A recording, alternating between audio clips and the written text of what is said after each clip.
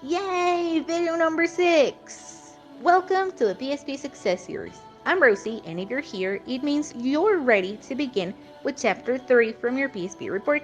This is where you design your project, so it might take a little longer. Not the chapter, but the project. But don't worry, if you follow all the steps, you'll be unstoppable. So, let's get started! Just before, don't forget, this is a 10 video series we strongly recommend you to watch, especially if you're about to begin your PSP journey or have any question in the process. Like this video for it to be saved in your liked videos and subscribe to this channel if you haven't done it yet, so you can be updated of its content. Special thanks to USAC for this space. Taking consideration, this series is being developed parallel to COVID-19 situation, so if all activities are being held in the campus again, there might be some variations. That being said, hello project profile! Find in the description a document with the outline to work over it.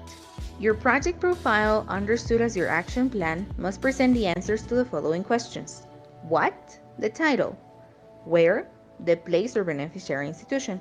When? The time you're planning to invest. Why? The objectives you're setting for it. What for? The justification. How? The goals, activities, methods, techniques, and procedures. Who? The executors and beneficiaries. And with what? The resources. Material, human, institutional, financial.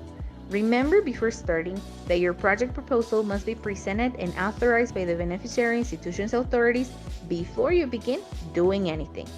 According to Normativo del Ejercicio Profesional Supervisado, the project profile in the general aspects of the project must include name of the project, clear and concise. It must define the purpose of the project. Remember, this is your hypothesis action, what you stated in your first chapter as a selected solution. Problem statement, the definition of the problem you will try to solve. Location, the address of the place where you'll implement the project. Executing unit, you and other institutions or individual people who will implement the project. Project type, the explanation according to the project's features and nature. Remember, there are 5 possible types of projects: infrastructure, projects, services, processes, and goods. You may choose any of those except infrastructure. Apart from that, Chapter 3 must include project description, the explanation of it, project justification, the explanation of the necessity for the development of the project, project objectives, presented in general and specific objectives, including the first ones, the main purpose according to the solution for the selected problem, and the second ones, the purpose in short term that help reaching the general objective. The goal, on the other hand, the clarification and accuracy to the achievements. A goal can be intangible and not strictly measurable. The beneficiaries, direct or indirect, the list of people obtaining any benefit, tangible or not, from the project. Sources of funding and budget, the breakdown of expenses. Timetable and project implementation, an estimate of the time needed for the completion and implementation of the project. And resources, the specification of all needed to be included.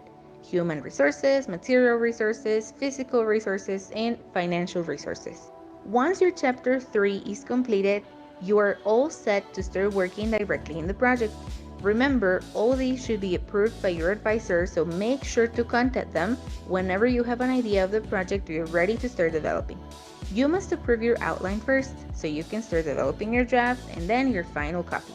Some project examples could be an institutional redesign of the ONG, example name. This would be a process.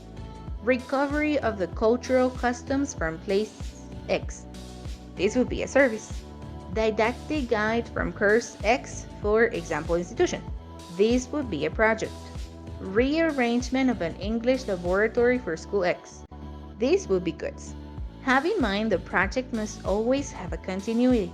This will be explained in the next video, but consider that if your project doesn't have the capacity to maintain itself and to meet the needs without compromising the ability of future generations to meet their own needs, then the project won't be approved.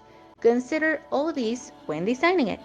As soon as your project is ready, approved by your advisor and corrected, validated as well, meaning the information was verified with authority people on the subject, you are done with more than 50% of your PSP.